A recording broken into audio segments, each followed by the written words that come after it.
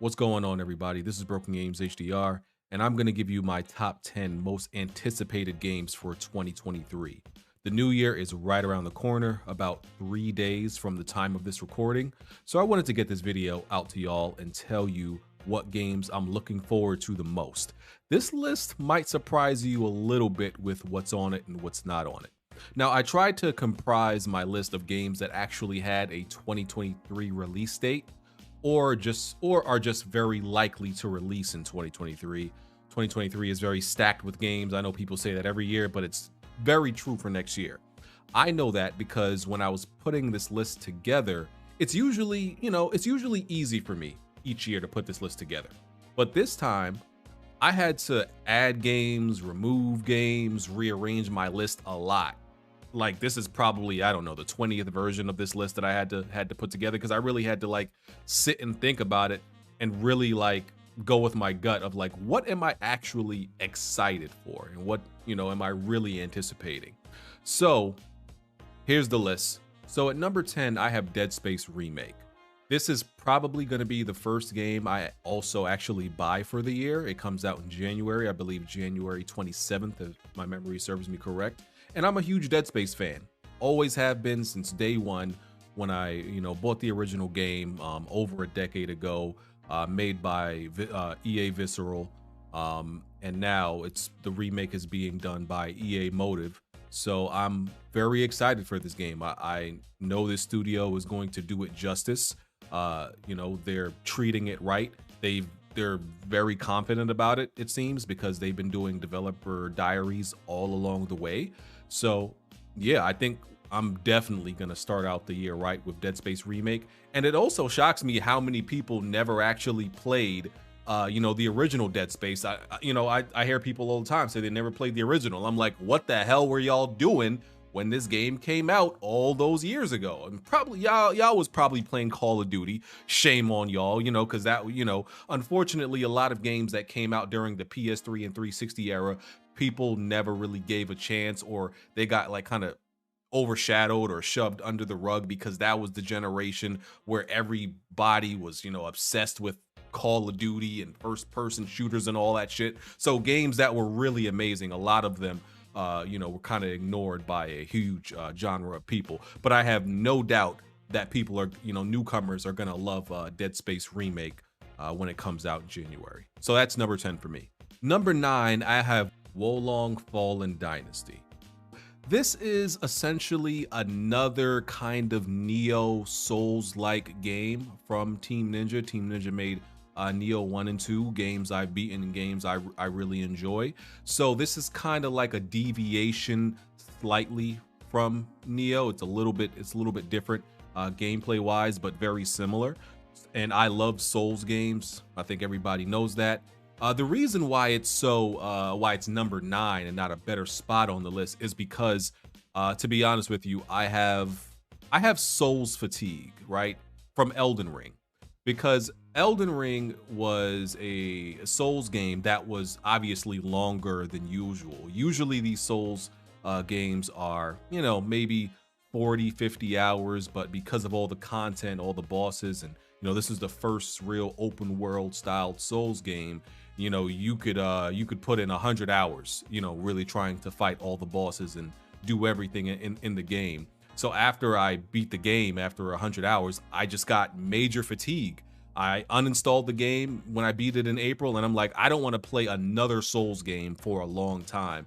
And even though it's December now, I still kind of feel that way, because even though, yes, I love Elden Ring, I think it's a great game, it still gave me fatigue from how long I had to play it, because I do feel like it overstayed its welcome a little bit. It got a little bit long in the tooth, and I still prefer my Souls games to be on the shorter end, more around maybe 40, 50 hours max. And I still like the linear style of Souls games. So that's number 9. Number 8 is another Souls game. Once again, love Souls games, but I'm a little bit fatigued. So this game actually probably deserves a better spot, just like Wolong. But like I said, what Elden Ring did to me is still having lingering effects. So number 8 is Lies of P. This is essentially a Pinocchio Souls game. It's Pinocchio meets Bloodborne. You don't really got to say much more than that. I mean, we've been begging PlayStation to give us a Bloodborne sequel, give us a Bloodborne remaster. So in the meantime, we have Lies of P, which looks like a great Souls game, obviously inspired by Bloodborne, as I said, and with Pinocchio inspiration, a dark spin of Pinocchio. But you know, the Pinocchio story has a lot of dark versions of it, you know, movie wise. I think there's like 5 or 6 versions of Pinocchio at this point, and I think like 3 of them came out this year or within the last few years. And the original story of Pinocchio, you know, is actually pretty dark in itself, I believe. You know, Disney just put some magical spin on it, but the original story, I believe, is pretty dark. But anyway, number 8 is Lies of P. Number 7 is Stellar Blade. So this is a game that originally started out as Project Eve, but is now Stellar Blade. And the combat looks amazing. Has really cool action. Now it looks a little bit unga bunga, but I'm gonna categorize it as unga, right? It doesn't seem like it goes all the way into the stratosphere of bunga. Get what I'm saying? Never go full unga bunga. I like unga games, right? I like it, you know, just meet me in the middle. Don't go all the way, you know, off the spectrum and go crazy with it. You know, I like that middle of the road type over the top action, right? Like for example, I think Metal Gear, what was it? Metal Gear Rising Revengeance. Yeah, they went off the deep end with the over the top, ridiculous, nonsensical action with that shit. This, and you know, I'm not saying Revengeance was trash, but it was over the top, right? Stellar Blade seems to be that type of action game where it's just enough action, and it's, yes, it's gonna be a little bit over the top, but not too much. It's gonna rein itself in, and the combat looks cool. The visual, you know, visually it looks like a great game. Not sure about the story. The stories in these type of games usually be some bullshit, if we being honest. But yeah, I look forward to this game. So Stellar Blade is number 7. Number 6 is Redfall. Now, originally, when Redfall was announced and when we first saw it, I was not excited for it at all, because what it seemed to be to me at first was just another Back 4 Blood, you know, another game, another co-op, not zombie, but vampire shooter. And I'm like, nope, that's gonna be another Back 4 Blood, not interested. But Arcane is working on this game, and they've made it clear it's not exactly that, if they're to be believed, and I have no reason not to believe them. They said this game is actually story driven. It's a single player game first. It just has the option for co-op, which changes everything for me, because there's a big difference between a game that's a co-op game that you could play by yourself and a game that's a single player game that also has co-op. There's a big difference there. I shouldn't have to explain it, but the way the games are designed and the way the game operates is very different between the two. So being that they said it's a story driven, you know, it's a game that you could really play by yourself and still have an amazing experience. They designed it that way. And the gameplay also looks good from what I've seen. Nothing that necessarily blows me away, but it looks solid, and I gotta see more. And Arcane is really good at what they do, and I'm pretty sure, you know, they're going to do things that are outside of the box as far as the powers and the abilities go, because they've obviously made, you know, things like Dishonored, which I love, and so that skill tree is going to be impressive. So hey, shout out to Xbox. They actually made it on my list for next year. Number 6 is Redfall. Number 5 is Assassin's Creed Mirage. Now, I haven't been excited for an Assassin's Creed game in a very long time. Whatever the last Assassin's Creed game that played like a classic Assassin's Creed, that's the last time I've cared about Assassin's Creed. When they switched over to the game essentially being this RPG game where enemies are sponges, and you have this gigantic map with way too much shit to do that takes like 100 plus hours to actually, conquer and beat. I hate that shit. I like the classic Assassin's Creed games, and Assassin's Creed Mirage is said to be, like that 20, 30 hour, more linear Assassin's Creed game. And that's what I want. I want the modern day version of what Assassin's Creed 2 essentially was. And I think Ubisoft understands there's an audience for that. There's the people who obviously like the new direction that Assassin's Creed has went in, because hell, as much as I despise it and hate it, it sells very well. And I honestly kind of hate you people who like Assassin's Creed and support what Assassin's Creed is now, because I want them to go back to what it was permanently and mainly. But since they are servicing people who like the other side, they're trying to service all people, I can be cool with that, but I still hate you, you new people who support this new Assassin's Creed. But yes, I'm excited for this because I've been waiting for Assassin's Creed to return to its roots. So Assassin's Creed Mirage is number 5. Number 4 is Spider-Man 2. Some people might be surprised that that's not in a higher spot. It's not in the top 3. But the reason why it's not in the top 3 is because we haven't seen gameplay, right? We haven't seen any gameplay unless I'm bugging. We just saw that one cinematic trailer. It was in engine, I think. It was in engine, but it wasn't actually gameplay at that PlayStation showcase, which at this point feels like 2 years ago. I think it was maybe last year. I think it's probably been 1 year since we saw it, but it feels like 2 years to me at this point, right? So if we actually saw gameplay, I would put it in a better place, but we haven't. And I'm a little bit concerned about how much they're actually going to do with this sequel. Of course, I don't doubt Insomniac Games, but are they really going to do that much more with the combat, with the fact that we're going to be playing with Peter and Miles versus what they did in the original Spider-Man, in 2018. Sometimes I forget that. Sometimes I confuse that Spider-Man came out 2017, but it's 2018, I think. So I'm just unsure, are they really going to make big changes, and is it going to be a big difference from 2018? I felt like they went in the right direction with Miles Morales and that combat, but this is Spider-Man 2. It's apparently going to be PS5 only if you want to believe Sony.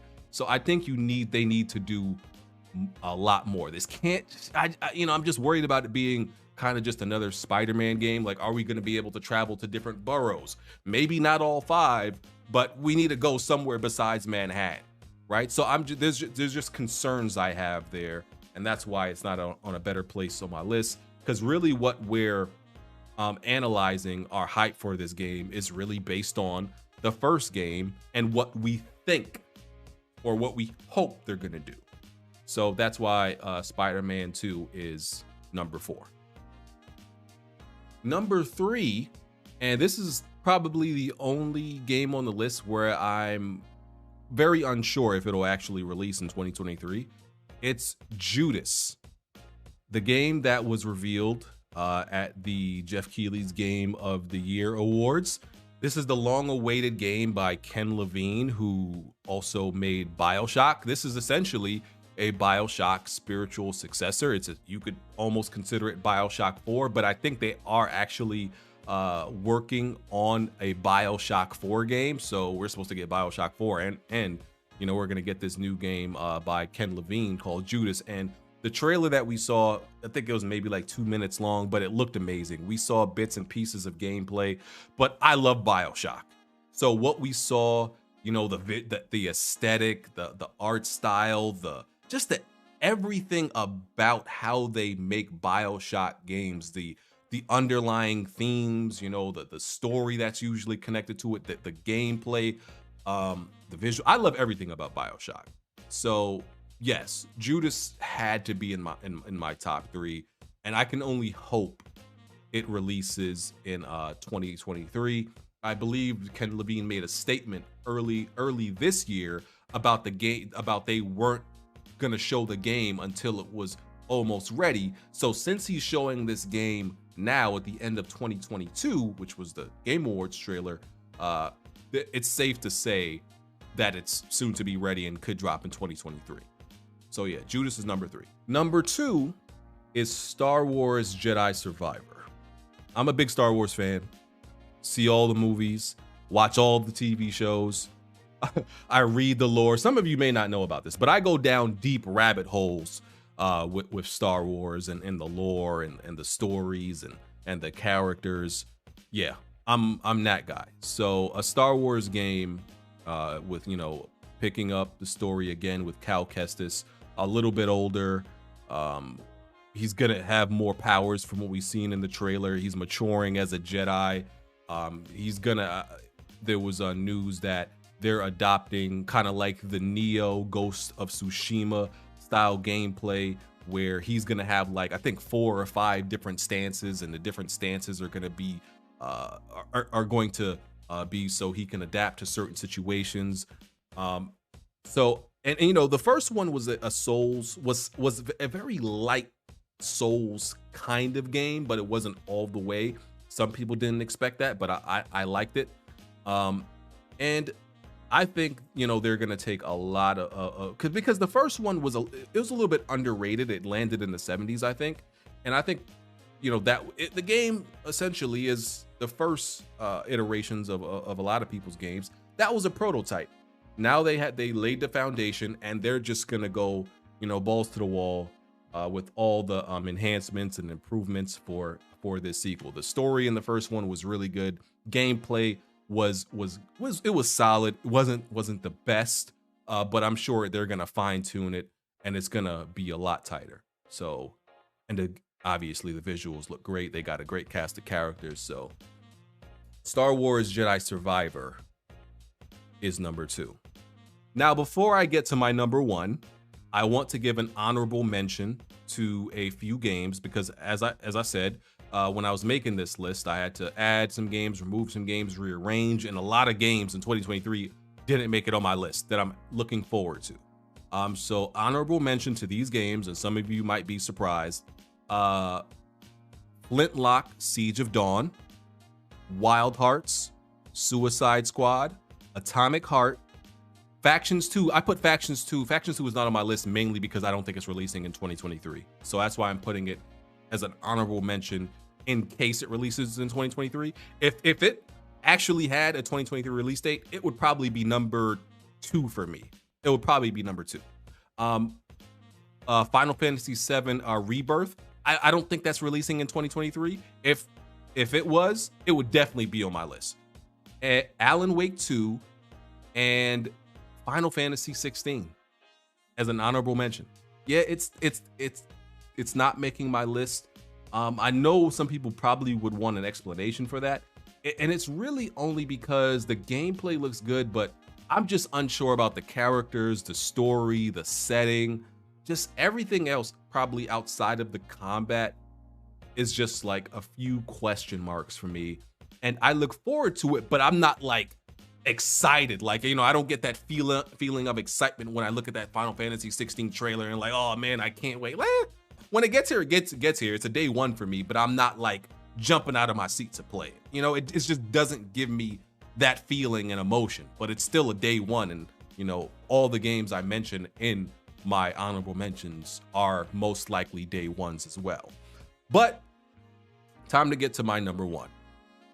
This should come as no surprise to anybody. If you know me, if you follow me, if you listen to me, this is not a shock, no surprise. There is no uncertainty from the time I was at number 10. If you know me, you knew what my number 1 was going to be. My number 1 is Resident Evil 4 Remake. Yes, a remake. And there are those who would say, oh man, it's a bad thing. You know, things are bad when a remake is your number 1. I completely fucking disagree. I don't abide by that. I do not subscribe to the, oh, we're in bad gaming times or things are bad when you look forward to remakes. I completely disagree with that bullshit.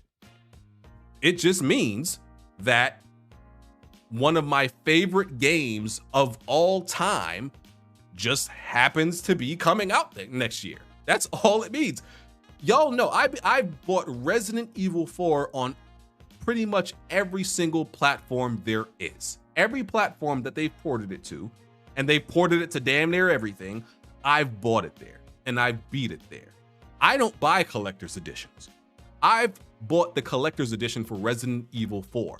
Not only did I buy the collector's edition, I bought the game 3 times. I pre-ordered it 3 times.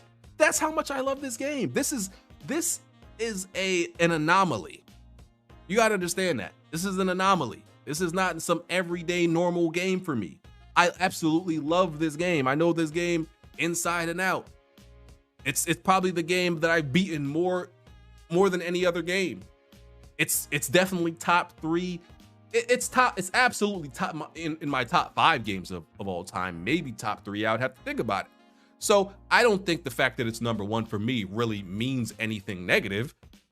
It's just happens to align like that in 2023, you know, my one of my favorite games of all time is just being remade.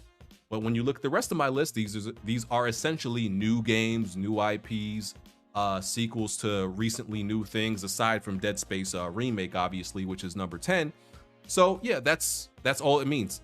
2023 is stacked, as I said. I think the gaming industry is in a great place. I am not one of those people who subscribes to, oh, gaming is in one of the worst places it's ever been, and this gaming generation has been the worst we've ever had. Bullshit. Some of y'all think saying that is a personality trait, and honestly, most of y'all say that every damn generation. Have y'all realized that every recent generation for people is always the worst one? People said it for the PS4 generation, the PS4 and Xbox One generation, and people said it for the 360 and PS3 generation. Yep, people said it. Every single generation, they always do. So some of y'all just have like that recency where everything that's recent is the worst thing. I'm loving this generation. Love it. So I just went on a little bit of a rant there, but Resident Evil 4 is my number 1. Thank y'all for watching. Hit the like button. I don't know if I'm gonna make another video before the new year, so if I don't, have a great new year. Hope you enjoy your holidays. Be safe. I want to say I got some things planned for 2023 with this channel, but I'm not really that type of guy. I'm just keep doing the same shit I've been doing. I'm gonna be real with y'all. You know, it ain't no resolutions or big changes coming. No. If you like what you've been getting, you're just gonna get more of the same tip, maybe a little bit more. Well, that's all you're really gonna get. That's it. So here's to another year. Hit the like button, follow me on Twitter if you're not, hit the notification bell, check out the Weapon Wheel Discord. Weapon Wheel will return at the end of January. Check out the links in the description for all the information that you need. Hit the join button to become a member of the channel. Let's get out of here, y'all. I'm out. Peace.